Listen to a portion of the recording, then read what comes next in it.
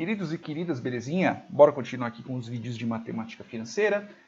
No vídeo anterior talvez não tenha ficado tão claro sobre a questão das incidências dos juros, né? E sobre as taxas proporcionais, principalmente quando a gente está falando sobre taxas de juros simples. No vídeo anterior eu falei para vocês sobre a taxa proporcional. Então, por exemplo, eu tenho aqui R$100, beleza? 100 conto. E eu deposito ela numa caderneta de poupança, seja lá que caramba que for, e eu tenho um rendimento de 12% ao ano. Beleza? Então, no fim deste período, eu vou ter esses R$100, mais o quê? Né? Mais... Eu vou já pegar pela multiplicação. Vai ser 1, que é afinal de contas é a quantidade total dele, né? Mais os juros que eu tenho, que é 0,12, vezes os anos que eu deixei acumulado. Aqui no fim das contas vai dar 1,12, que multiplicado por 100 vai dar R$112 no fim das contas. Então, no fim das contas, eu recebi uns jurinhos de R$112. No fim das contas, é no fim deste período ao qual eu depositei minha grana. Tá bom? E se tratando de um juro simples, dá para você fazer com juros compostos também, mas como nós estamos tratando de juros simples, eu vou usar o exemplo dele. Eu posso pegar esses 12% e ter uma taxa proporcional a isso. Eu tenho um percentual proporcional, que eu posso mudar o período, só que no fim das contas, quando a gente terminar os nossos cálculos, eu vou ter a mesma quantidade de dinheiro. Então imaginemos que eu tenha incidência desses juros por mês. Então eu vou tirar estes 12% ao ano e vou transformar numa incidência por mês, só que no fim das contas eu tenho que ter esse mesmo resultado. No fim das contas ao fim do ano eu tenho que ter os R$112. Então eu vou pegar aqui, eu vou ter aqui meus R$100, beleza? E vou multiplicar pelo quê? Eu vou multiplicar por 1, eu preciso ter no mínimo 1 no múltiplo, né? Porque é para poder manter o valor total, porque o valor vezes 1 é igual a ele mesmo. Eu tenho o costume, se vocês também estão vendo meus vídeos de cálculo, se vocês estão vendo meus vídeos de pré-cálculo, nem tanto de estatística, porque os de estatística eu ainda preciso refazer, mas eu gosto de deixar claro também o princípio algébrico daquilo que a gente está fazendo. Tá bom? Não quero que vocês simplesmente só peguem o cálculo e falem, beleza, eu sei calcular desse jeito. Não, eu quero que vocês entendam o porquê que está sendo feito aquele cálculo. Quando eu tenho um múltiplo de 1, quer dizer que eu já tenho aquilo ao qual eu estou multiplicando. Então, quanto que é R$200 vezes 1? É 200. Quanto que é R$450 vezes 1? São 450. Se eu tiver qualquer valor, um múltiplo acima de 1, então quer dizer que eu estou tendo uma agregação em cima daquele valor primário. Tá bom? Que é o meu principal, que é esse valorzinho aqui que eu estou colocando no comecinho. Tá bom? Então, partindo disso, eu vou ter o quê? Mais o quê? 0,01, que é o meu juros novo, né? Vezes 12. No fim das contas, eu vou ter aqui, vou ter 1,12, que vai dar, no fim das contas, também R$12. Então, eu simplesmente só peguei R$112. Então, eu simplesmente só peguei o meu juros, dividi pelo novo montante, pelo meu novo prazo, né? Num juros simples eu consigo fazer essa conta, que também é simples. Eu simplesmente divido por 12, que é meu novo período. Isso daqui é ao ano e eu quero transformar isso daqui ao mês. No fim das contas, eu vou ter 1% ao mês. Beleza? É isso que eu quero dizer. Só que, qual que é a diferença? A diferença é que assim, eu tenho dois pontos, que é o prazo da taxa e eu posso ter um prazo diferente, que é o prazo de capitalização. Às vezes, então eu tenho duas coisas, que é o prazo da taxa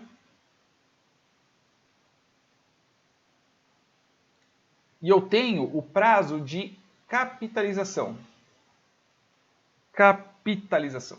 Capitalização.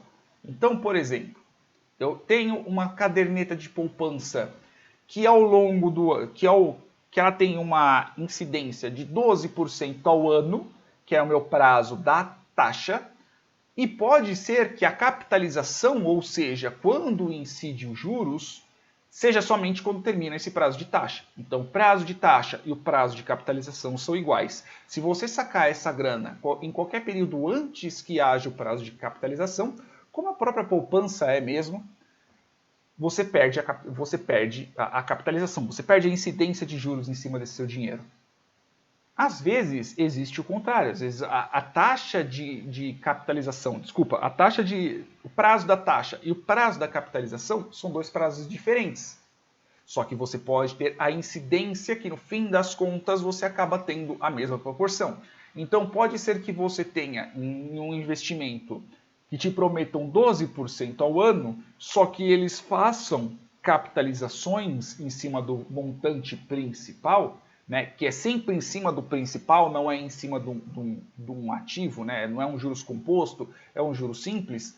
Então, eles podem fazer uma incidência de 1% ao mês em cima do principal, em cima do capital, em cima do valor inicial. Então isso quer dizer o quê? Então quer dizer que no mês zero, vamos colocar a capitalização mensal. Eu tenho um prazo de taxa 12% ao ano, mas eu como banco, por motivos, porque eu gosto que você fique ali, eu quero que você fique vendo seu dinheiro capitalizando o tempo inteiro, eu tenho uma capitalização em cima dessa caderneta de poupança que você depositou no meu banco de 1% ao mês. Por quê? Porque sim. Tá? Então vamos dizer que no mês zero você depositou 100 conto, beleza? Estamos tratando de juros simples, e até agora você não teve nenhuma capitalização, você teve zero. Então, no mês 1, passou-se o mês, beleza? Você vai ter o quê? Você vai ter 110, você vai ter 101 reais. Então você ganhou R$1 de capitalização. Beleza? Então, no mês 2, você vai ter o quê? Você vai ter R$102 e você ganhou R$1 de capitalização. No mês 3, você vai ter 103, porque você ganhou somente R$1 de capitalização, porque esses juros é sempre incidente no valor inicial, que é o capital, o valor ao qual você colocou, o principal, o valor ao qual você colocou no começo, que foram só R$100, e esse juros vai sendo diluído, essa capitalização vai sendo diluída ao longo do tempo. Que quando chegar ao 12º mês, você vai ter R$112 e você vai ter uma capitalização de mais R$1, que é em torno daquele juros inicial, em torno daquele valor inicial. Tá bom? Então existe esse descasamento, vamos dizer descasamento, né? Na verdade é mais uma diferença. Existe essa diferença entre o prazo de taxa e o prazo de capitalização.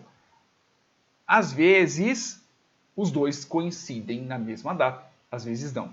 Mas como nós estamos tratando sobre juros simples, a capitalização, né, mesmo que você tenha o prazo de capitalização, as capitalizações, ou seja, quando os juros incidem sobre o seu dinheiro principal, o dinheiro que você depositou, o dinheiro que você emprestou, seja lá o que for, elas nem sempre batem com a taxa, com o prazo da taxa. Então, se você tem algo de 12% ao ano, pode ser que aquela empresa, banco, seja lá o que for, vá te pagando essa taxa ao longo de meses, a cada trimestre, a cada bimestre, a cada 6 meses e assim por diante. E no fim das contas, quando chegar no final do ano, né, que é o prazo da taxa, que é o principal, que é o primeiro que a gente colocou, você tenha taxas equivalentes. No fim das contas, o montante de capitalização, o montante final de capitalização que você tenha, seja o mesmo que você tivesse no período inteiro. Então eu vou esperar um ano para poder ter minha capitalização por completo,